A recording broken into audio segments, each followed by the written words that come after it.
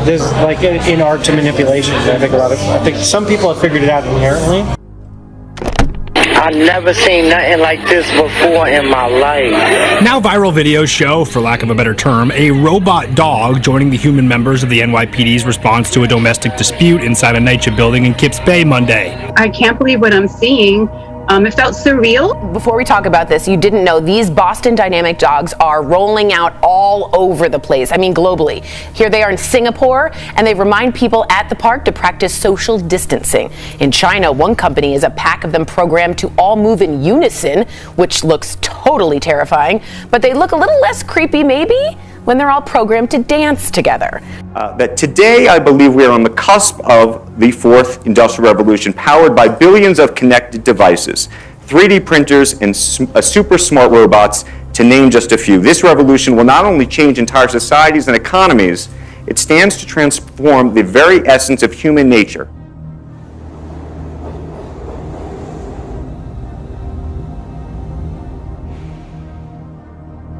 Fear. Like, fear really drives numbers. It does, you know. The happiest days in news, people, I would imagine, turn it off and then when they go with the camera. They don't stay glued to it, you know? Unless there's something that's uniting them, like a moon landing or something like that. Fear is the thing that keeps you tuned in. I think we're at a really important moment right now, which is the question of whether or not we are going to think about the changes the world is happening in terms of hope or in terms of fear.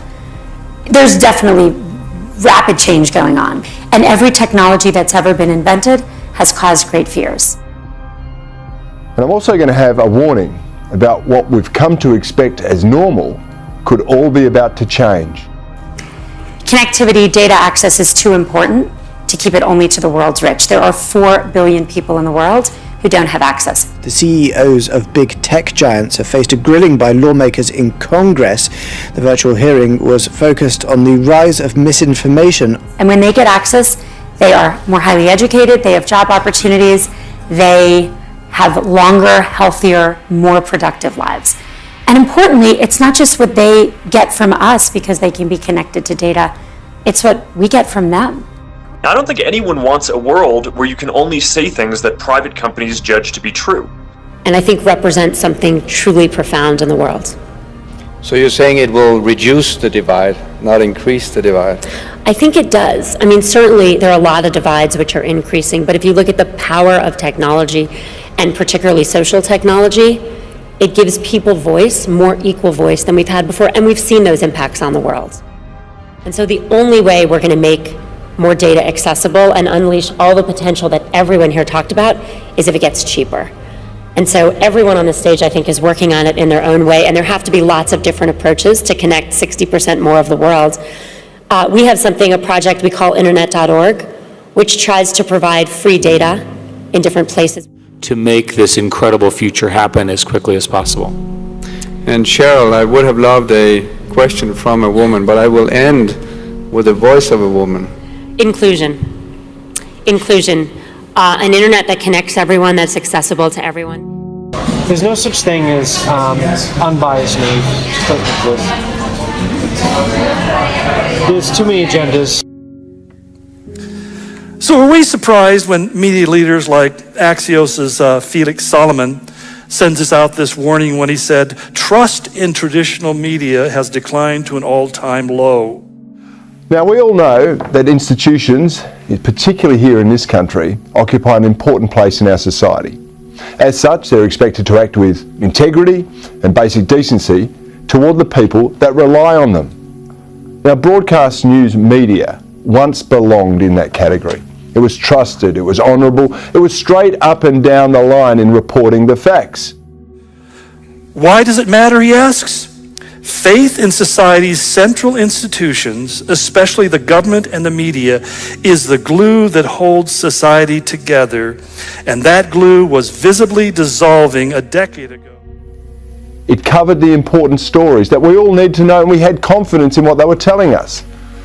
But slowly, most of them have now dumped hard news in favour of pop culture reporting. But some have sunk into even actually deceiving viewers. Perhaps you can introduce the book, its themes, and tell us what the objectives are for the Great Reset. You replace it with something new. We might call it a Great Reset, but you don't reset the table. You basically clear the table and put a whole new set of figures on the table. So you're playing checkers, they push all the checkers off, and they put chessmen on the table. They've reset the table, but it's a totally different table, totally different game, totally different dynamics and circumstances. There's a lot of conjectures that go out, and over the leading up to the election, you and I were feeded with all sorts of conjectures that were put forth as being absolute truth and fact. And people ask me what I thought about it. It says, until I can give some attribution and say, I know this for sure, I'm not going to go around promoting this stuff because I don't know. I don't see anything, and I don't read anything they write that tells me anything for certain other than the fact that they have secret inside knowledge of what's going on. And there's a danger for you and me because we invalidate the authority of our words when we buy into ideas that don't have proof behind them. That's my caution to you. My caution to you is that when you run with these things that you read on the internet, take the time to see if you can validate them by other sources.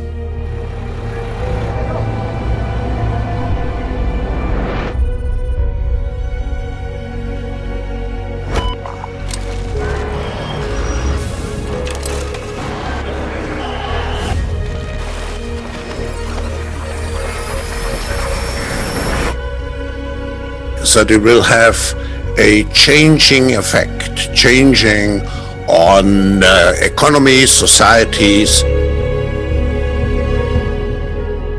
When I saw these dogs, I was like, that reminds me of what ended up being my favorite episode. It's a very post-apocalyptic, they took over the world and they're unkillable and it kills the last person. And now we're seeing it on DBL. So that's great, Jeff.